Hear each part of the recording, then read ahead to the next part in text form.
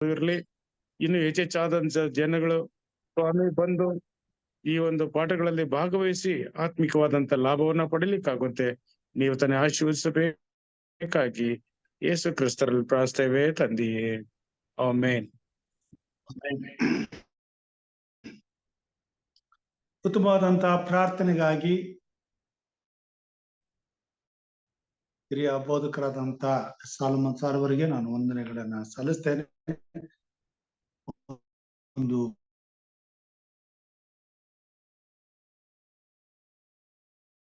ಹಾಡಿ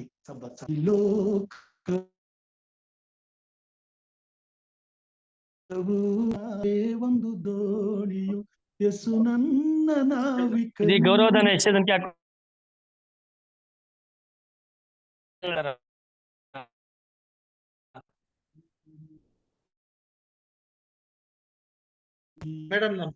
madam APL పొద్దున వస్తారు కదా. అంకుల్ దయವಿಟ್ಟು ನಿಮ್ಮ ಮೈಕ್ ನ ಮ್ಯೂಟ್ ಮಾಡ್ಕೊಳ್ಳಿ ಪ್ಲೀಸ್.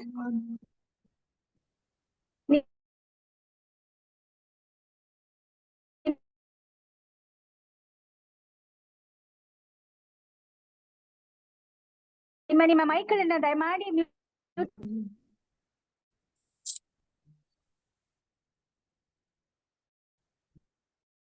ಗಾಳಿ ಬೀಸಲು ಹೆದರೆನು ನಾನು,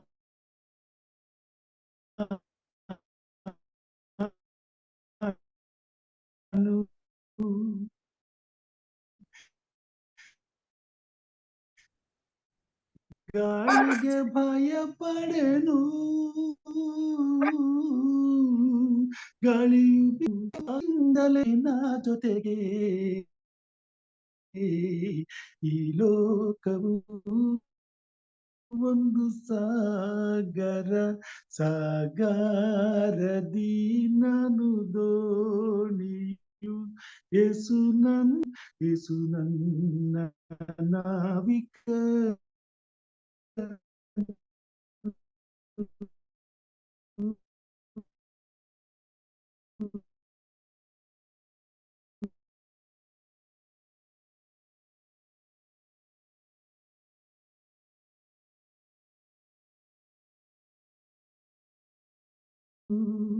ಆಯತನಾಗದೆ ಸಾಗುವೆ ಮುಂದಕ್ಕೆ, ಆಯಸ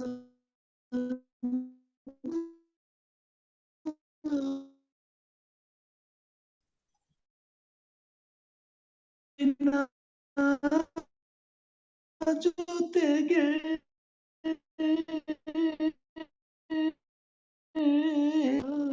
ಪರಲೋಕ ರಾಜ್ಯಕ್ಕೆ ಯೇಸು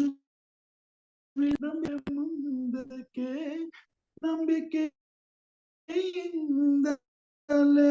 ಸಾಗುವೆ ಮುಂದಕ್ಕೆ ಯೇಸುವಿನ ಜೊತೆಗೆ. ಈ ಲೋಕವು ಒಂದು ಸಾಗರ, ಸಂಸಾರವೇ ಒಂದು ದೋಣಿಯು ಯೇಸು ನನ್ನ ನಾವಿಕನು, ಯೇಸು ನನ್ನ ನಾವಿಕನು, ಯೇಸು ನನ್ನ ನಾವಿಕನು, ನನ್ನ ನಾವಿಕನು. ದೇವರ ನಾಮಕ್ಕೆ ಸ್ತೋತ್ರವನ್ನ ಸಲ್ಲಿಸುತ್ತಾ ಈ ಸಂಧ್ಯೆ ವೇಳೆಯಲ್ಲಿ ಮತ್ತೊಮ್ಮೆ ಹೃತ್ಪೂರ್ವಕವಾದ ಧನ್ಯವಾದಗಳೊಂದಿಗೆ ಈ ಕಾರ್ಯಕ್ರಮವನ್ನ ಆಲಿಸಲು ಬಂದಿರುವಂತ ದೇವರ ಮಂದಿಗೆ ಸ್ವಾಗತವನ್ನ ಕೋರ್ತೇನೆ. ಈ ಸಮಯದಲ್ಲಿ ನಮ್ಮ ಸಭಾಶಾಲೆಯ ಪಾಠವನ್ನು ನಡೆಸಿಕೊಡಲು ಸಹೋದರಿ ನಳಿನ ಕುಮಾರಿ ಅವರಿದ್ದಾರೆ. ಅವರನ್ನ ನಾನು ಈ ಸಮಯದಲ್ಲಿ ಕಾರ್ಯಕ್ರಮಕ್ಕಾಗಿ ಹೃದಯದಿಂದ ಆಹ್ವಾನಿಸ್ತೇನೆ. ಕರ್ತನು ಮುಖಾಂತರವಾಗಿ ಮಾತಾಡಲಿ ಎಂಬುದಾಗಿ ಪ್ರಾರ್ಥಿಸುತ್ತಾ ಈ ಕಾರ್ಯಕ್ರಮವನ್ನು ಅವರಿಗೆ ಒಪ್ಪಿಸಿಕೊಡ್ತೇನೆ.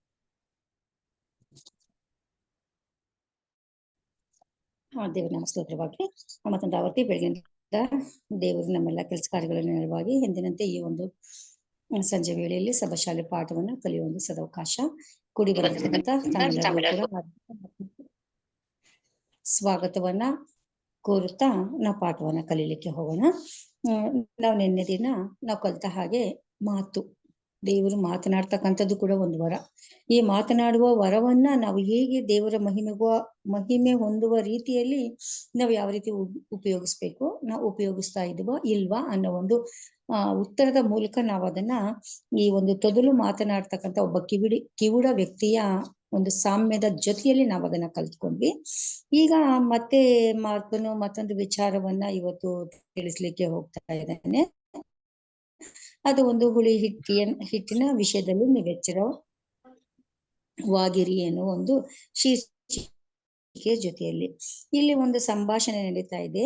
ಯೇಸು ಕ್ರಿಸ್ತನಿಗೂ ಮತ್ತೆ ಪರಿಸಾಯರಿಗೂ ಒಂದು ಕ್ರಿಸ್ತನಿಗೆ ಬಹಳ ಬೇಸರವನ್ನ ಹುಟ್ಟಿಸ್ತಕ್ಕಂಥ ಒಂದು ಮಾತು ಬಂತು. ಅದು ಏನು ಅಂತ ನೋಡುವಾಗ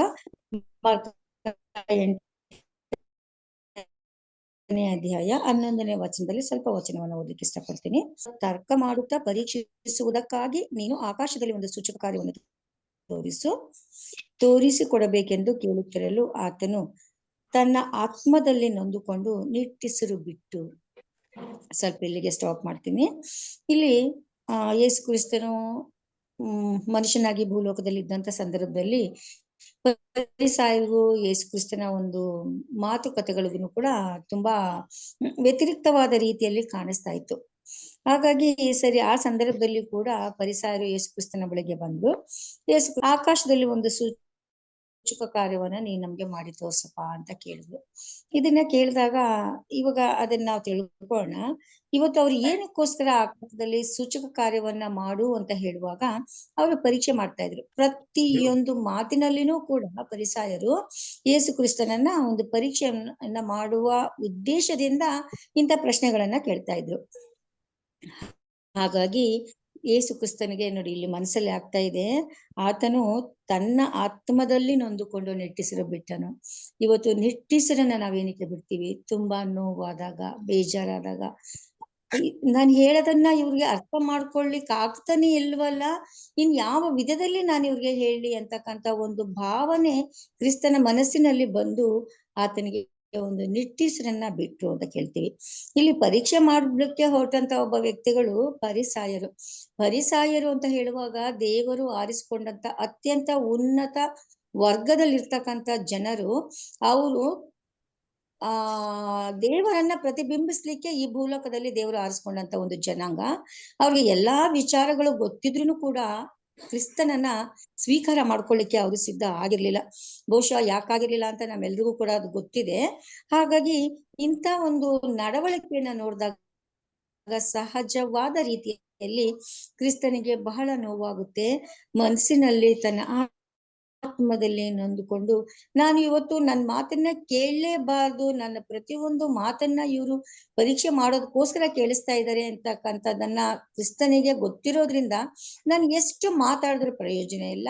ಆದ್ರೆ ನಾನು ಎಷ್ಟು ನಾನು ಸೂಚಕ ಕಾರ್ಯಗಳನ್ನ ಮಾಡಿದ್ರು ಕೂಡ ನನ್ ಪ್ರಯೋಜನ ಇಲ್ಲ. ನಾನು ಇವ್ರ ಹತ್ರ ಯಾಕೆ ಮಾಡ್ಬೇಕು, ಇನ್ ಮಾಡೋದ್ರಿಂದ ಪ್ರಯೋಜನನೇ ಇಲ್ಲ ಅಂತ ಹೇಳುವಾಗ ಆತ ನೊಂದುಕೊಂಡು ಏನ್ ಮಾಡ್ತಾ ಇದ್ದಾರೆ, ಇಲ್ಲಿ ಯಾವುದನ್ನು ಕೂಡ ಕಾರ್ಯವನ್ನ ಮಾಡದೆ ಹೊರಗಡೆ ಇಲ್ಲಿ ಬಂದದನ್ನ ಇಲ್ಲಿ ಇವತ್ತು ನಮ್ಗೆ ಬೈಬಲ್ ನಮ್ಗೆ ತಿಳಿಸ್ತಾ ಇದೆ. ನಂತರ ಅವರು ಇಲ್ಲಿ 14ನೇ ವಚನವನ್ನು ನೋಡುವಾಗಿದೆ. ಸ್ವಲ್ಪ 13ನೇ ವಚನ, ಕಾರ್ಯವು ಸಿಕ್ಕುವುದೇ ಇಲ್ಲ ಎಂದು ಹೇಳಿ ಅವರನ್ನು ಬಿಟ್ಟು ತಿರುಗಿ ದೋಣಿಯನ್ನು ಹೊತ್ತಿ ಆಚೆ ದಡಕ್ಕೆ ಹೋದನು. ಸರಿ, ಇವತ್ತು ಗೊತ್ತಿರೋರೇ ಗೊತ್ತಿಲ್ಲದೆ ಇರೋರ ತರ ದಡ್ಡರ ತರ ಆದ್ರೆ ನಾನು ಏನನ್ನ ತಾನೇ ಮಾಡ್ಲಿಕ್ಕೆ ಸಾಧ್ಯ? ಸರಿ ಹೋಗೋಣ ಅಂತ ಹೇಳ್ಬಿಟ್ಟು ಈ ದಡದಿಂದ ಮತ್ತೊಂದು ದಡದಕ್ಕೆ ಹೋಗ್ಲಿಕ್ಕೆ ಅವರು ದೋಣಿಯನ್ನ ಹತ್ತಿ ಕೂತ್ಕೊಳ್ತಾರೆ. ಆವಾಗ ಇಲ್ಲಿ ಆದರೆ ಶಿಷ್ಯರು ರೊಟ್ಟಿ ಬುತ್ತಿ ಕಟ್ಟಿಕೊಳ್ಳುವುದನ್ನು ಮರೆತರು. ದೋಣಿಯಲ್ಲಿ ಅವರಿಗೆ ಒಂದು ರೊಟ್ಟಿ ಮಾತ್ರ ಇತ್ತು, ಬೇರೆ ಇರಲಿಲ್ಲ. ಇಲ್ಲಿ ಆವಾಗ ಕುತ್ಕೊಂಡಾಗ ಅಲ್ಲಿ ಮತ್ತೊಂದು ಘಟನೆ ನಡೀತಾ ಇದೆ. ಅವ್ರು ಹೋಗುವಾಗ ಅಯ್ಯೋ ಊಟಕ್ಕೆ ರೊಟ್ಟಿಯನ್ನ ನಾವು ಊಟವನ್ನ ಕಟ್ಕೊಂಡ್ ಬಂದಿಲ್ವಲ್ಲ, ಇವತ್ತು ಏನ್ ಮಾಡ್ಬೇಕು, ಊಟ ಇಲ್ವಲ್ಲ ಅಂತ ಹೇಳುವಾಗ 19ನೇ ವಚನ ಈ ರೀತಿ ಹೇಳ್ತಾ ಇದೆ. ನಾನು ಆ 5 ರೊಟ್ಟಿಗಳನ್ನು ಮುರಿದು 5,000 ಜನರಿಗೆ ಹಂಚಿದಾಗ ತುಂಡು ತುಂಬಿದ ಎಷ್ಟು ಪುಟ್ಟಿಗಳನ್ನು ತೆಗೆದುಕೊಂಡು ಹೋದಿರಿ ಎಂದು ಕೇಳಿದ್ದಕ್ಕೆ ಅವರು 12 ಪುಟ್ಟಿ ಅಂದರು. ಇಲ್ಲಿ ಯೇಸು ಕ್ರಿಸ್ತನ ಜೊತೆಲಿ ಇದ್ದಂತ ಶಿಷ್ಯರಿಗೂ ಕೂಡ ಏನಾಗಿದೆ, ಸಂಪೂರ್ಣವಾದ ರೀತಿಯಲ್ಲಿ ಅರಿವಾಗ್ಲಿಲ್ಲ. ಇವತ್ತು ಆ ಹಿಂದೆ ನಡೆದಂತ ಅದ್ಭುತ ಕಾರ್ಯಗಳನ್ನೆಲ್ಲ ಶಿಷ್ಯರು ಕೂಡ ನೋಡಿದ್ರು. ಶಿಷ್ಯರು ನೋಡಿದ್ರು ಕೂಡ ಅಯ್ಯೋ ಊಟ ಇಲ್ವಲ್ಲ, ಏನ್ ಮಾಡುದು, ಇರೋದು ಒಂದೇ ಒಂದು ರೊಟ್ಟಿ ಇದೆ, ಆ ತುಂಡನ್ನ ತಗೊಂಡು ಇವಾಗ ಏನ್ ಮಾಡುದು ಅಂತಕ್ಕಂಥ ಒಂದು ಯೋಚನೆ ಕೂಡ ಇಲ್ಲಿ ಬಂತು. ಆ ಸಂದರ್ಭದಲ್ಲಿ ಯೇಸು ಕ್ರಿಸ್ತನು, ನೀವು ರೊಟ್ಟಿಯ ವಿಚಾರದಲ್ಲಿ ನೀವ್ ಯಾಕಪ್ಪ ಯೋಚನೆ ಮಾಡ್ತಾ ಇದ್ದೀರಾ? ನೀವು ನಾನು ಮಾಡಿದ ಅದ್ಭುತಗಳನ್ನೇ ನೋಡಿದಿರಾ? 5 ರೊಟ್ಟಿನ ನಾನು ಎಷ್ಟು ಜನರಿಗೆ ನಾನು ಹಂಚಿದೆ, ಹಾಗೆ 7 ರೊಟ್ಟಿಗಳನ್ನ ಎಷ್ಟು ಜನರಿಗೆ ಹಂಚಿದೆ, ನಂತರ ಅದರಲ್ಲಿ ಉಳಿದದ್ದು ಎಷ್ಟು ಪುಟ್ಟಿಗಳು ತುಂಬಿಕೊಳ್ತು, ಅದೆಲ್ಲ ನೀವು ನೋಡಿದಿರಲ್ವಾ? ಅದನ್ನ ಬಿಟ್ಟು ನೀವ್ ಯಾವ್ದ್ರ ಬಗ್ಗೆ ಯೋಚನೆ ಮಾಡ್ಬೇಕು ಅಂತ ಹೇಳುವಾಗ ಇಲ್ಲಿ ಮತ್ತೆ ಮೇಲಿನ ವಚನ ಹೇಳ್ತಾ ಇದೆ, 15ನೇ ವಚನ. ಯೇಸು ಅವರಿಗೆ ಎಚ್ಚರಿಕೆ, ಫರಿಸಾಯರ ಮತ್ತು ಹೆರೋದನ ಹುಳಿ ಹಿಟ್ಟಿನ ವಿಷಯದಲ್ಲಿ ನೋಡಿಕೊಳ್ಳಿರಿ ಎಂದು ಖಂಡಿತವಾಗಿ ಹೇಳಲು ಅವರು ರೊಟ್ಟಿ ಇಲ್ಲವಲ್ಲ ಎಂದು ತಮ್ಮೊಳಗೆ ಮಾತನಾಡಿಕೊಳ್ಳುತ್ತಿದ್ದರು. ಇಲ್ಲಿ 2 ಡಿಫ್ರೆಂಟ್ ಥಿಂಗ್ಸ್ ನಾವಿಲ್ಲಿ ನೋಡ್ತಾ ಇದ್ದೀವಿ. ಮೊದಲನೇದಾಗಿ ಯೇಸು ಕ್ರಿಸ್ತನು ಆ ದೋಣಿಯನ್ನ ಹತ್ತು ಹೋಗುವಾಗ ಶಿಷ್ಯರಿಗೆ ಊಟದ ಚಿಂತೆ ಆಗಿತ್ತು. ರೊಟ್ಟಿ ಇಲ್ವಲ್ಲ, ಒಂದು ರೊಟ್ಟಿ ಇದೆಯಲ್ಲ ಅಂತ. ಅದಕ್ಕೆ ಯೇಸು ಕ್ರಿಸ್ತನು ಹೇಳಿದಂತ ಮಾತು, ನೀವ್ ಯಾಕೆಪ್ಪ ಅದ್ರ ಬಗ್ಗೆ ಯೋಚನೆ ಮಾಡ್ತಾ ಇದ್ದೀರಾ? ಮೊದ್ಲು ನೀವು ಫರಿಸಾಯರ ಮತ್ತು ಹೆರೋದನ ಹುಳಿ ಹಿಟ್ಟಿನ ವಿಚಾರದಲ್ಲಿ ನೀವು ಎಚ್ಚರಿಕೆಯಾಗಿರಿ. ಇದು ಒಂದಕ್ಕೊಂದು ಅರ್ಥವಾಗದ ಒಂದು ಸಂಭಾಷಣೆ ಇಲ್ಲಿ ಶಿಷ್ಯರಿಗೆ ಆಯ್ತು. ಯೇಸು ಕ್ರಿಸ್ತನು ಹೇಳ್ತಕ್ಕಂಥ ವಿಚಾರಣೆ ಒಂದಾಗಿದೆ, ಇಲ್ಲಿ ಶಿಷ್ಯರು ಆಲೋಚನೆ ಮಾಡ್ತಕ್ಕಂಥ ವಿಚಾರಣೆ ಮತ್ತೊಂದಾಗಿದೆ. ಇವತ್ತು ನಮ್ಗೆಲ್ಲ ಗೊತ್ತು, ಹುಳಿ ಹಿಟ್ಟು ಅಂತ ಹೇಳುವಾಗ ಒಂದು ಸುಳ್ಳು ಬೋಧನೆ. ಇಲ್ಲಿ ಯಾರ ಸುಳ್ಳು ಬೋಧನೆ? ಇಲ್ಲಿ ಫರಿಸಾಯರ ಒಂದು ಸುಳ್ಳು ಬೋಧನೆ. ಇದು ನಿಜಕ್ಕೂ ಎಂತ ವಿಪರ್ಯಾಸ ಅಂತಾನೆ ಅನ್ಕೊಳ್ಬೇಕು. ಸತ್ಯವನ್ನ ಸರಿಯಾದ ರೀತಿಯಲ್ಲಿ ಜಗತ್ತಿಗೆ ಬೋಧನೆ ಮಾಡ್ತಕ್ಕಂಥ ಜನಾಂಗವೇ ಜನಾಂಗದಲ್ಲಿ ಸುಳ್ಳಾದ ಒಂದು ಬೋಧನೆಯನ್ನ ಇಲ್ಲಿ ಮಾಡ್ತಾ ಇದ್ದಾರೆ ಅಂತ ಹೇಳುವಾಗ ಇದು ಎಷ್ಟು ಮಟ್ಟಕ್ಕೆ ಸುವಾರ್ತೆಯನ್ನ ತಲುಪಿಸ್ಲಿಕ್ಕೆ ಸಾಧ್ಯ? ಇದು ಯಾಕೆ, ಏನು ಅಂತಕ್ಕಂಥದ್ದು ಇವ್ರಿಗೆ ಶಿಷ್ಯರಿಗೆ ಇಲ್ಲಿ ಅರ್ಥ ಆಗ್ಲಿಲ್ಲ. ಇವತ್ತು ಒಂದು ಹುಳಿಯನ್ನ ಅಥವಾ ಒಂದು ಈ ಒಂದು ರೊಟ್ಟಿಯ ಒಂದು ಕಣಕದಲ್ಲಿ ಅದು ಉಬ್ಬೋದಕ್ಕೆ ಮಾಡಿದ್ರೆ ಅದು ಹೇಗೆ ಅದೇ ರೀತಿ ಅದು ಹೇಗೆ ನಾಶ ಆಗುತ್ತೋ, ಅವರ ಒಂದು ಸುಳ್ಳು ಬೋಧನೆ ಯಾವ ರೀತಿ ಎಲ್ಲ ಕಡೆ ಹಬ್ಬಿ ಅವರ ಒಂದು ಆತ್ಮದ ರಕ್ಷಣೆಗೆ ಹೇಗೆ ತೊಂದರೆ ಆಗುತ್ತೋ, ನೀವು ಅದನ್ನ ಮಾಡಬಾರ್ದು ಅನ್ನೋ ವಿಚಾರವನ್ನ ಇಲ್ಲಿ ಕ್ರಿಸ್ತನು ಹೇಳಿದ್ರೆ, ಇವರು ಊಟದ ವಿಚಾರದಲ್ಲಿ ಇವ್ರಿಗೆ ಯೋಚನೆ ಬರ್ಲಿಕ್ಕೆ ಶುರುವಾಯ್ತು. ಯಾಕೆ ಅಂತ ಹೇಳಿದ್ರೆ, ಇದರಿಂದ ನಾವು ಅರ್ಥ ಮಾಡ್ಕೊಳ್ಬೇಕಾಗಿದೆ, ಇವತ್ತು ಮುಖ್ಯವಾಗಿ ಇಲ್ಲಿ ಏನಕ್ಕೆ ಮಾರ್ಕನು ಈ ಒಂದು ರೊಟ್ಟಿ ತಗೊಂಡ್ ಬರಲ್ಲ ಅನ್ನೋ ವಿಚಾರಕ್ಕೆ, ಹುಳಿ ಹಿಟ್ಟಿನ ಒಂದು ವಿಚಾರದ ಈ ಕಥೆಯನ್ನ ಯಾಕೆ ಹೇಳಿದ್ನು ಅಂತ ಹೇಳುವಾಗ, ಇವತ್ತು ಮುಖ್ಯವಾಗಿ ನಾವು ಯಾವುದರ ಕಡೆ ಹೆಚ್ಚು ಗಮನವನ್ನ ಹರಿಸ್ಬೇಕು, ಯಾವುದರ ಕಡೆ ನಮ್ಮ ದೃಷ್ಟಿಕೋನವು ಹರಿದು ದೇವರನ್ನ ಮಹಿಮೆ ಪಡಿಸ್ತಕ್ಕಂಥ ಕಾರ್ಯ ಯಾವುದರ ಮೂಲಕ ಆಗುತ್ತೆ ಅನ್ನೋದನ್ನ ಎಚ್ಚರಿಕೆ ನಮ್ಗೆ ಬರ್ಬೇಕೇ ಹೊರತು, ಕೇವಲ ಒಂದು ಗುಡ್ ಐಡಿಯಾಸ್ ಅಂತ ಹೇಳ್ತೀವಲ್ಲ, ಒಂದು ಒಳ್ಳೆಯ ಆಲೋಚನೆಗಳು, ನಮ್ಮ ಪರ್ಸನಲ್ ನೀಡ್ಸ್, ನಮ್ಮ ವೈಯಕ್ತಿಕವಾದ ಅಗತ್ಯತೆಗಳ ಕಡೆ ನಾವು ಎಚ್ಚರಿಕೆ ಹರಿಸುವುದರ ಬದಲು ದೇವರು ಮಹಿಮೆ ಹೊಂದುವ ರೀತಿಯಲ್ಲಿ ನಾವು ನಡೆದುಕೊಳ್ಳಿಕ್ಕೆ ನಮ್ಗೆ ಏನ್ ಅಗತ್ಯ ಇದೆಯೋ ಅದ್ರ ಕಡೆ ನಾವು ದೃಷ್ಟಿಯನ್ನ ಹರಿಸ್ಬೇಕು ಅನ್ನೋದನ್ನ ನಮ್ಗೆ ಈ ಕಥೆಯಿಂದ, ಈ ಒಂದು ಸಾಮ್ಯದ ಮೂಲಕ ಇಲ್ಲಿ ತಿಳಿಸ್ಕೊಳ್ಳಲಿಕ್ಕೆ ಹೋಗ್ತಾ ಇದ್ದಾರೆ. ಯಾಕೆ ಅಂತಂದ್ರೆ, ದೇವರ ಮಹಿಮೆಯ ಕಡೆ ನಾವು ಯಾವಾಗ ಗಮನ ಹರಿಸ್ಲಿಕ್ಕೆ ಹೋಗ್ತೀವೋ ಆವಾಗ ಏನಾಗುತ್ತೆ, ದೇವರು ನಮ್ಮ ಜೀವಿತದಲ್ಲಿ ಆತನ ಕಾರ್ಯವನ್ನ ಮಾಡ್ಲಿಕ್ಕೆ ಹೋಗ್ತಾ ಇದ್ದಾನೆ. ನಮ್ಗೆ ಯಾವುದೇ ರೀತಿಯ ಕೊರತೆ ಬಾರದ ರೀತಿಯಲ್ಲಿ ಮಾಡ್ಲಿಕ್ಕೆ ಹೋಗ್ತಾನೆ. ಅದನ್ನೇ ಇವತ್ತು 5 ರೊಟ್ಟಿ 2 ಮೀನನ್ನ ಇಷ್ಟು ಜನರಿಗೆ, 5,000 ಜನರಿಗೆ ಹಂಚಿದಂತ ದೇವರು ಇವತ್ತು ಇರೋ ಆ ಒಂದು ರೊಟ್ಟಿಯಿಂದ ನಮ್ಮ ಬದುಕನ್ನ ಸಾಗಿಸ್ಲಾರ್ನ, ನೀವು ಕೇವಲ ನಿಮ್ಮ ಹೊಟ್ಟೆಯ ಒಂದು ಪಾಡಿಗಾಗಿ, ನಿಮ್ಮ ಈ ಒಂದು ಶರೀರದ ಒಂದು ಪೋಷಣೆಗೋಸ್ಕರನೇ ನೀವ್ ಯಾಕೆ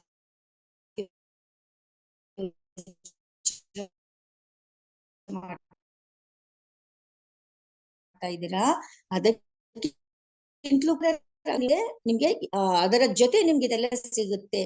ಇವಾಗ ಮತ್ತಾಯನ ಬರೆದ ಸುವಾರ್ತೆ 6:33 ಹೇಳ್ತಾ ಇದೆಯಲ್ಲ, ಮೊದಲು ದೇವರ ರಾಜ್ಯಕ್ಕಾಗಿ ನೀತಿಗಾಗಿ ತವಕ ಪಡ್ರಿ, ಆ ರೀತಿ ಮಾಡೋದ್ರಿಂದ ನಿಮ್ಗೆ ಉಳಿದೆಲ್ಲ ಕೂಡ ನಿಮ್ಗೆ ಸಿಗುತ್ತೆ ಅಂತಕ್ಕಂಥದ್ದನ್ನ ಇಲ್ಲಿ ತಿಳಿಸುವ ಒಂದು ಪ್ರಯತ್ನವನ್ನ ಮಾಡಿದ್ರೆ ಶಿಷ್ಯರಿಗೂ ಕೂಡ ಇದು ಅರ್ಥ ಆಗ್ಲಿಲ್ಲ. ಅದನ್ನ ನೋಡಿದಾಗ ಯೇಸು ಕ್ರಿಸ್ತನಿಗೆ ಸಹಜವಾಗಿ ನಿರಾಶೆ ಆಗ್ತಾ ಇದೆ. ಅದನ್ನ ಸರಿಯಾಗಿ ಅರ್ಥ ಮಾಡಿಕೊಳ್ಳದೆ ಇರ್ತಕ್ಕಂಥವ್ರಿಗೆ ಮತ್ತೆ ಮಾರ್ಕನ ಬರೆದ ಸುವಾರ್ತೆ 4, 10 ಮತ್ತು 12ನೇ ವಚನದಲ್ಲಿ ಕೂಡ ಈ ರೀತಿ ಹೇಳ್ತಾ ಇದೆ, ದೇವರ ರಾಜ್ಯದ ಗುಟ್ಟು ನಿಮಗೆ ಕೊಟ್ಟಿದೆ, ಹೊರಗಿನವರಿಗೆ ಎಲ್ಲವೂ ಸಾಮ್ಯದ ಮರೆಯಲ್ಲಿದೆ. ಇವತ್ತು ನನ್ನ ಜೊತೆಯಲ್ಲಿ ಇರ್ತಕ್ಕಂಥವ್ರೆ ಇವತ್ತು ನನ್ನ ಹೃದಯದ ಸಮಯದ ಆಸೆ ಏನು, ನಾನು ಹೇಳ್ತಿರ್ತಕ್ಕಂಥ ಒಂದು ಮಾತು ಯಾವ ದಿಕ್ಕಿನ ಕಡೆ ಸಾಗ್ತಾ ಇದೆ ಅನ್ನೋದನ್ನೇ ಅರ್ಥ ಮಾಡ್ಕೊಳ್ಳಿಲ್ಲ ಅಂತ ಹೇಳುವಾಗ ದೂರದಲ್ಲಿ ಇರ್ತಕ್ಕಂಥವ್ರು ಹೇಗೆ ಅರ್ಥ ಮಾಡ್ಕೊಳ್ಳಿಕ್ಕೆ ಸಾಧ್ಯ? ಇವತ್ತು ಕ್ರಿಸ್ತನಾದ ಇವತ್ತು ದೇವರ ರಾಜ್ಯದ ಗುಟ್ಟನ್ನ ನಿಮ್ಗೆಲ್ಲ ಕೊಟ್ಬಿಟ್ಟಿದೆ, ಆದ್ರೆ ನೀವು ಕೂಡ ಅದನ್ನ ಅರ್ಥ ಮಾಡ್ಕೊಳ್ತಾ ಇಲ್ಲ.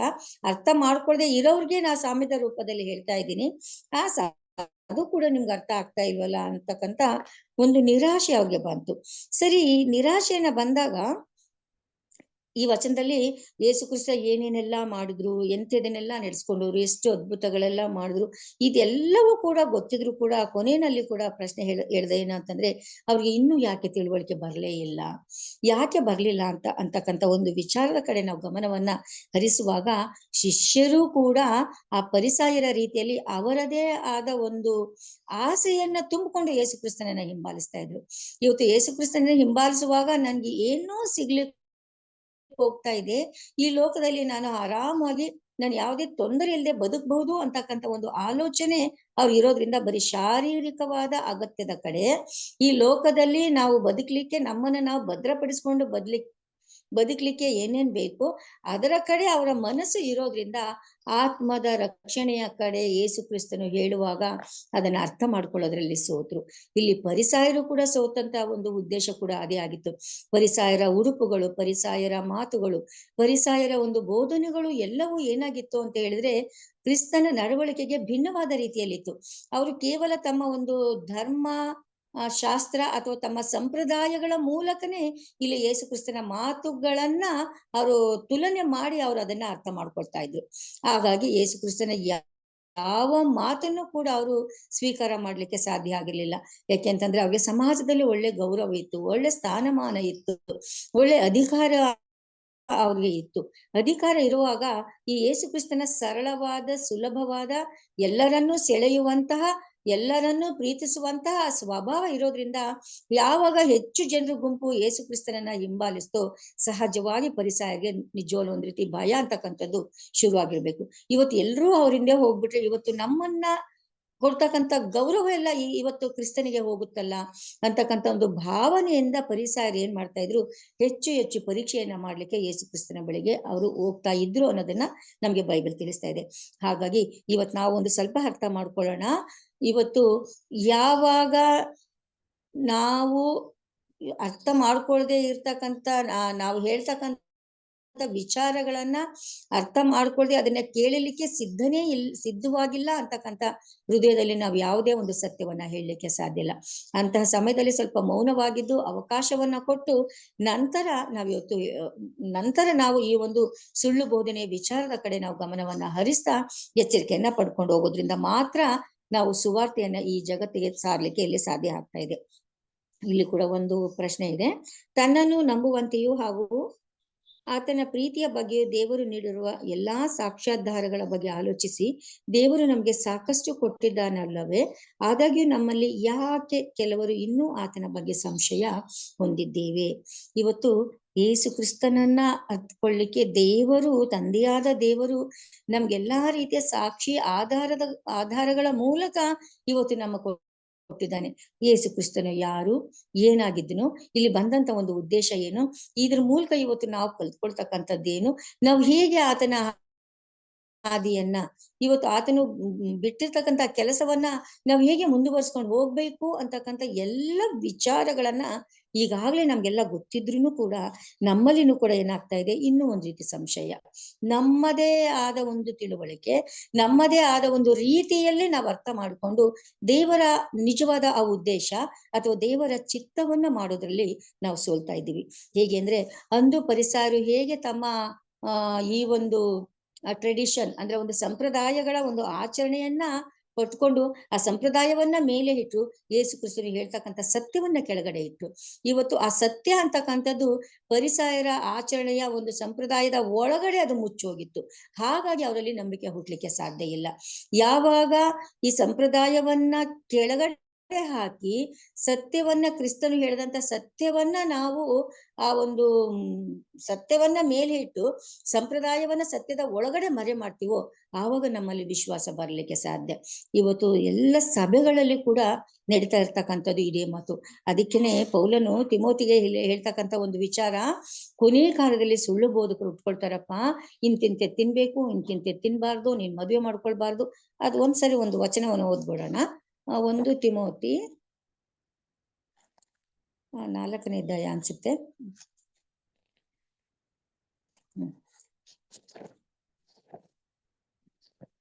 4ನೇ ಅಧ್ಯಾಯ 1-2 ವಚನಗಳು, 2-3 ವಚನಗಳು.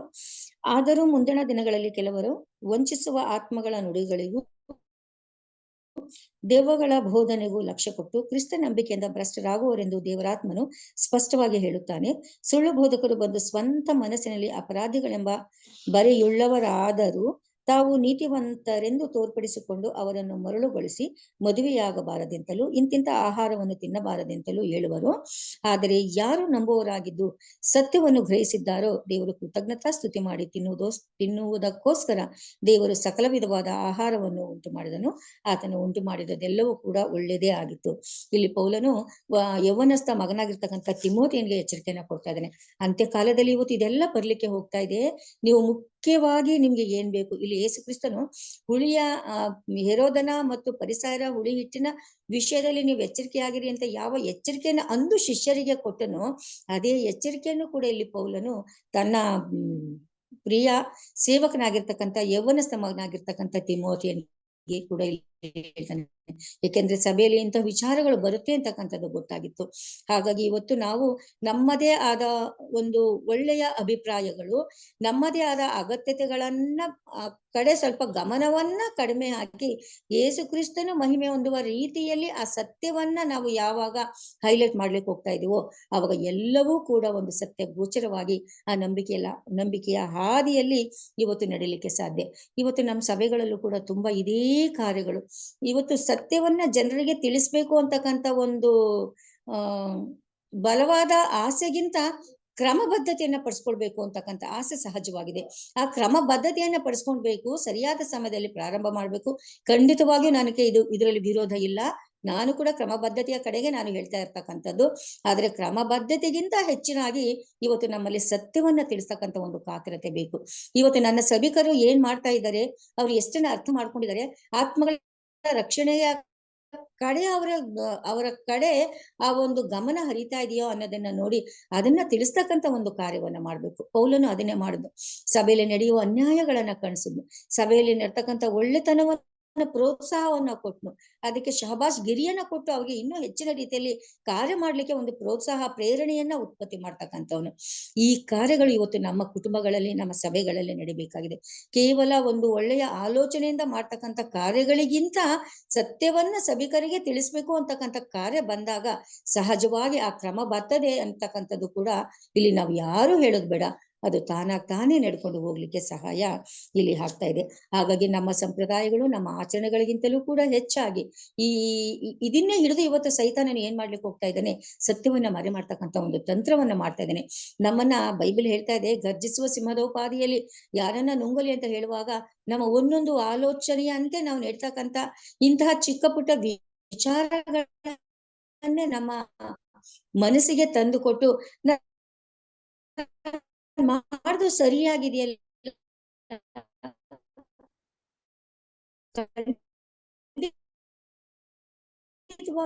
ಸ್ವಾಮಿ ನಮ್ಗೆ ಬೈಬಲ್ ಅಲ್ಲಿ ಕೊಟ್ಟಿದೆ ಯಾವ್ದು ಶುದ್ಧ, ಇದೆಲ್ಲ ಕೂಡ ಇದು ಖಂಡಿತವಾಗ್ಲೂ ತಪ್ಪೇನೆ. ಹಾಗಂತ ಕೆಲವು ಇಂತಿಷ್ಟೇನೆ ಅಂತ ಮನುಷ್ಯರು ಮಾಡ್ತಕ್ಕಂಥ ಆ ವಿಚಾರದ ಕಡೆಗೆ ಹೆಚ್ಚು ಗಮನವನ್ನ ಕೊಡದೆ ಕ್ರಿಸ್ತನ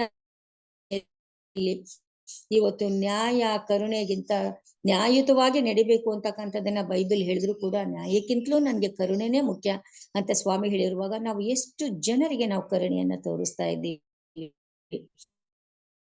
ಕೇವಲ ನ್ಯಾಯವನ್ನೇ ಮಾತಾಡ್ತೀವೋ ಹೊರತು ಇಲ್ಲಿ ಕರುಣೆಯನ್ನ ತೋರಿಸೋದ್ರಲ್ಲಿ ಇಲ್ಲಿ ಸೋಲ್ತಾ ಇದೀವಿ, ನಾವು ಕಡಿಮೆ ಆಗ್ತಾ ಇದೀವಿ. ಇವತ್ತು ಯಾಕೆ ಏನಾಗ್ತಾ ಇದೆ, ಇವ್ರು ಯಾಕೆ ನಡ್ಕೊಳ್ತಾ ಇದ್ದಾರೆ ಅಂತ ಹೇಳಲಿಕ್ಕೆ ಹೋದ್ರೆ ಅದನ್ನ ಕೇಳೋ ಒಂದು ಮನಸ್ಥಿತಿ ಯಾರಿಗೂ ಇಲ್ಲ.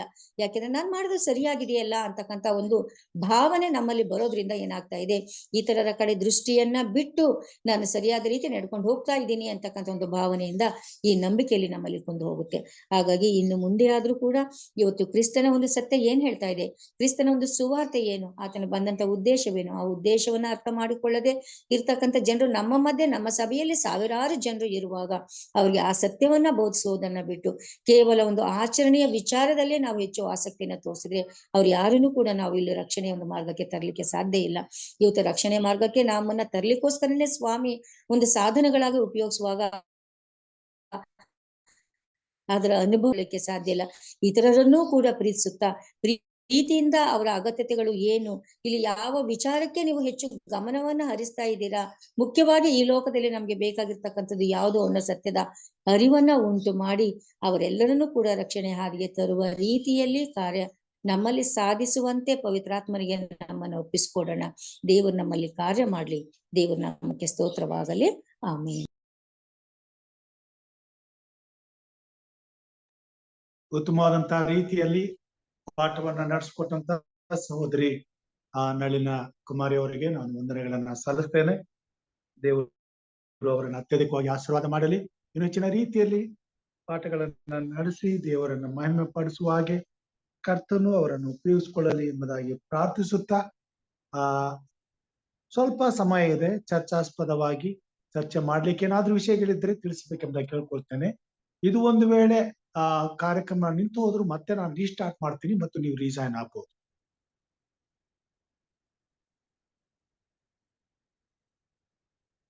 ಇಲ್ಲವಾದರೆ ನಾವು ಪ್ರಾರ್ಥನೆಗೆ ಹೋಗೋಣ. ನಮ್ಮ ಮಧ್ಯದಲ್ಲಿ ಅನೇಕರಿದ್ದೀರಾ, ಪ್ರಾರ್ಥನೆ ವಿಷಯಗಳೇನಾದ್ರು ಇದ್ರೆ ದಯಮಾಡಿ ತಿಳಿಸಬೇಕೆಂಬುದಾಗಿ ಕೇಳ್ಕೊಳ್ತೇನೆ. ಪ್ರಾರ್ಥನೆ ವಿಚಾರಗಳಿದ್ರೆ ತಿಳಿಸಬೇಕು. ನಮಸ್ಕಾರ. ನಮ್ಮ ಮನೆಗೆ ಪ್ರಾರ್ಥಿಸಿ. ಖಂಡಿತವಾಗಿ ರವಿ ಬಳ್ಳಾರಿ ಅವರ ಕುಟುಂಬಕ್ಕಾಗಿ, ಅವರ ಆರೋಗ್ಯಕ್ಕಾಗಿ ಪ್ರಾರ್ಥನೆ ಮಾಡೋಣ. ಜೊತೆಗೆ ಯಾರಂತೀರಾ? ಅದೇ ನಮ್ಮ ಮಗಳು ಪಾಸ್ಟರ್ ಡಾಕ್ಟರ್ ಹೇಮಾ ಟ್ರಾನ್ಸ್ಫರ್ ವಿಚಾರದಲ್ಲಿ ನಾಳೆ ಒಂದು ದಿನ ಟೈಮ್ ಇದೆ. ದೇವ್ರ ಚಿತ್ತ ಹೇಗಿದೆ ಗೊತ್ತಿಲ್ಲ. Okay okay. ಡಾಕ್ಟರ್ ಹೇಮಾ ಅವರ ಒಂದು ಟ್ರಾನ್ಸ್ಫರ್ ವಿಷಯಕ್ಕಾಗಿ ಪ್ರಾರ್ಥನೆ ಮಾಡೋಣ ಮತ್ತು ಡೇವಿಡ್ ಅವರ ಕುಟುಂಬಕ್ಕಾಗಿ ಪ್ರಾರ್ಥನೆ ಮಾಡೋಣ ಮತ್ತು ರಾಯಚೂರ್ ಡೇವಿಡ್ ಅವರ ಮಗಳು ದೀಹಾ ಅವರ ಹುಟ್ಟು ಹಬ್ಬ ಇವತ್ತು, ಅವಳಿಗೋಸ್ಕರ ಪ್ರಾರ್ಥನೆ ಮಾಡಿಕೊಳ್ಳೋಣ. ಪ್ರೇಮನಾಥ್ ಸರ್ ಅವರ ಕುಟುಂಬಕ್ಕಾಗಿ ಪ್ರಾರ್ಥನೆ ಮಾಡೋಣ ಮತ್ತು ಪ್ರಕೃತಿ ವಿಕೋಪಕ್ಕೆ ಒಳಗಾಗಿರುವಂತ ಅನೇಕ ಭಾಗಗಳಲ್ಲಿ ಜನರ ಜೀವನ ಅಸ್ತವ್ಯಸ್ತವಾಗಿದೆ, ಅವರಿಗೋಸ್ಕರ ಪ್ರಾರ್ಥನೆ ಮಾಡೋಣ. ಈ ಸಮಯದಲ್ಲಿ ನಮ್ಮ ಮಧ್ಯದಲ್ಲಿ ಹಿರಿಯರಾದಂತ ಸಾಮಲ್ ಕ್ರಿಸ್ಟೋಫರ್ ಅವರಿದ್ದಾರೆ, ಅವರು ಪ್ರಾರ್ಥನೆ ಮಾಡಬೇಕೆಂಬುದಾಗಿ ಕೇಳ್ಕೊಳ್ತಾರೆ. ನಮ್ಮ ಕುಟುಂಬಕ್ಕಾಗಿ ಪ್ರಾರ್ಥನೆ ಮಾಡಿ ಫಸ್ಟ್. ನಮ್ಮ ಕುಟುಂಬಕ್ಕಾಗಿ ಪ್ರಾರ್ಥನೆ. Lokesh uncle. Okay okay. Lokesh uncle ಅವರ ಕುಟುಂಬಕ್ಕಾಗಿ ಪ್ರಾರ್ಥನೆ. Can we tell you the names of those people who have to pray for? Yeah. Dr. Hema for transfer. Brother David ಅವರ ಆರೋಗ್ಯಕ್ಕಾಗಿ, ಪ್ರೇಮ ಸರ್ ಅವರ ಕುಟುಂಬಕ್ಕಾಗಿ, ಮತ್ತೆ ದಿಹಾ 3 ವರ್ಷದ ಮಗಳು ಹುಟ್ಟುಹಬ್ಬ ಬರ್ತ್ಡೇಗಾಗಿ ಅವಳಿಗೋಸ್ಕರ ಪ್ರಾರ್ಥನೆ ಮಾಡಿ. ಲೋಕೇಶ್ ಅವರ ಕುಟುಂಬಕ್ಕೋಸ್ಕರ ಪ್ರಾರ್ಥನೆ ಮಾಡಿ. Heavenly Father, we come before your throne room of grace. We place our petitions before you, Father. We pray for Hema's prayer needs, Lord, that there be a transfer. And Lord, we pray for Brother David, Lord, that his needs also be met. We pray for Mr. Ravi Ballari for his needs, Lord, that you will meet. Lord, we have no might, we have no power. All that we can do, Lord, is to come and place our petitions before you. And Lord, you know exactly their needs. You know exactly what is their situation. We cannot see, we do not know much, Lord. But Lord, that you said, ask and it shall be given unto you. And therefore, Lord, we ask of you, because all the resources are in you, Lord. Health comes from you, wealth comes from you, peace comes from you, providence comes from you. Oh Lord, we are your children. You are our Father. And Lord, because you loved us so much that you offered your only one begotten Son for us. If you could offer your only begotten Son, Lord, is there anything too hard for you, Lord, that you cannot hear, that your hands are shortened, that you cannot do anything for us? But Lord, we thank and praise you. Your word says that you will do more than we can ask or think or even imagine. More than that we ask, more than that what we can imagine. Such is your love for us, Lord. Because of your deepest love for us, and because we are your children, you are our Abba Father. Surely, Lord, you will meet all of their needs. And Lord, everything comes from you and everything flows through you, and everything will be accomplished by you, Lord. We are just instruments. We are just your chosen generation, a royal priesthood. We stand under your mercy, under your grace. Let all their needs be fulfilled, Lord, for thy glory and for thy name, and their hearts might be satisfied. In Jesus' name we pray. Amen and amen. Amen. ಪರಲೋಕದ ಪ್ರಾರ್ಥನೆ ಮಾಡಿಕೊಳ್ಳೋಣ. ಪರಲೋಕದಲ್ಲಿರುವ ನಮ್ಮ ತಂದೆಯೇ, ನಿನ್ನ ನಾಮವು ಪರಿಶುದ್ಧವೆಂದು ಎಣಿಸಲ್ಪಡಲಿ. ನಿನ್ನ ರಾಜ್ಯವು ಬರಲಿ. ನಿನ್ನ ಚಿತ್ತವು ಪರಲೋಕದಲ್ಲಿ ನೆರವೇರುವ ಪ್ರಕಾರ ಭೂಲೋಕದಲ್ಲಿ ನೆರವೇರಲಿ. ನಮ್ಮ ಅನುದಿನದ ಆಹಾರವನ್ನು ಇವತ್ತು ದಯಪಾಲಿಸಿಕೊಡು.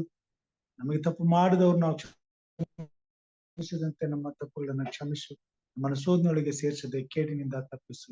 ಯಾಕೆಂದರೆ ರಾಜ್ಯವು, ಬಲವು, ಮಹಿಮೆಯು ಸದಾಕಾಲ ನಿನ್ನದೇ ಸ್ವಾಮಿ. ಆಮೆನ್. ನಮ್ಮ ತಂದೆಯಾದ ದೇವರ ಪ್ರೀತಿಯು, ನಮ್ಮ ರಕ್ಷಕನಾದಂತ ಯೇಸು ಕ್ರಿಸ್ತನ ಕೃಪೆಯು, ಪರಿಶುದ್ಧಾತ್ಮ ದೇವರ ಅನುನ್ನತಿಯು, ಐಕ್ಯತೆಯು, ಸಹವಾಸವು ಈ ಸಾಯಂಕಾಲ ನಿನ್ನ ಪರಿಶುದ್ಧವಾದಂತಹ ಕಾರ್ಯಕ್ರಮದಲ್ಲಿ ಕೂಡಿ ಬಂದಿರುವಂತ ಎಲ್ಲಾ ನಿನ್ನ ಮಂದಿಯ ಸಂಗಡ, ಅವರ ಕುಟುಂಬ ಮಕ್ಕಳ ಸಂಗಡ ಹಾಗೂ ಪ್ರಾರ್ಥನೆ ವಿಜ್ಞಾಪನೆಗಳ ಸಂಗಡ, ವಿಶೇಷವಾಗಿ ಸ್ವಾಮಿ ದಿಹಾಳ ಸ್ವಾಮಿ ಹುಟ್ಟು ಹಬ್ಬದ ಸಂಗಡ, ಮಗಳ ಸಂಗಡ ಸದಾಕಾಲ ನೆಲೆಯಾಗಿರಲಿ ಸ್ವಾಮಿ. ಆಮೆನ್. Praise God. ದೇವರ ನಾಮಕ್ಕೆ ಸ್ತೋತ್ರವಾಗಲಿ. ಸಮಯಕ್ಕೆ ಸರಿಯಾಗಿ ಉತ್ತಮವಾದಂತ ರೀತಿಯಲ್ಲಿ ಎಲ್ಲಾ ಕಾರ್ಯಗಳು ನಿರ್ವಹಿಸಲ್ಪಡುವ ಹಾಗೆ ಕರ್ತವ್ಯ ನಡೆಸೋದಕ್ಕಾಗಿ ದೇವರಿಗೆ ಕೊಂಡಾಟಗಳನ್ನು ಸಲ್ಲಿಸ್ತೇನೆ. ವಿಶೇಷವಾಗಿ ಆರಂಭದ ಪ್ರಾರ್ಥನೆ ಮಾಡಿದಂತ ಬೋಧಕರಂತ ಸಾಲ್ಮನ್ ಸಾರ್ ಅವರಿಗೆ, ಪಾಠವನ್ನ ನಡೆಸಿಕೊಟ್ಟಂತ ಸಹೋದರಿ ನಳಿನ ಕುಮಾರಿ ಅವರಿಗೆ, ಹಾಗೂ ಮುಕ್ತಾಯದ ಪ್ರಾರ್ಥನೆ ಮಾಡಿದಂತ ಹಿರಿಯರಂತ ಸಾಮೇಲ್ ಕೃಷ್ಣಪ್ಪರ್ ಅವರಿಗೆ ವಂದನೆಗಳನ್ನ ಸಲ್ಲಿಸ್ತೇನೆ. ದೇವರು ನಮ್ಮನ್ನ ಹೀಗೆ ಅತ್ಯಧಿಕವಾಗಿ ಆಶೀರ್ವಾದ ಮಾಡಿ ನನ್ನ ಮಹಿಮೆಗಾಗಿ ಉಪಯೋಗಿಸಿಕೊಳ್ಳಲಿ. ಮತ್ತೆ ನಾಳೆ ಇದೇ ಸಮಯಕ್ಕೆ ನಾವೆಲ್ಲರೂ ಒಟ್ಟಾಗಿ ಸೇರಿ ಬರೋಣ. ಅಲ್ಲಿಯ ತನಕ ಎಲ್ಲರಿಗೂ ಶುಭರಾತ್ರಿ. ದೇವರ ಕೃಪೆ ನಮ್ಮೆಲ್ಲರೊಂದಿಗೆ ಇರಲಿ. Thank you, Pastor. Thank you, Pastor. Thank you. ಹೇಗಿದ್ದೀರಾ famous sir? Pastor, yes, I'm fine.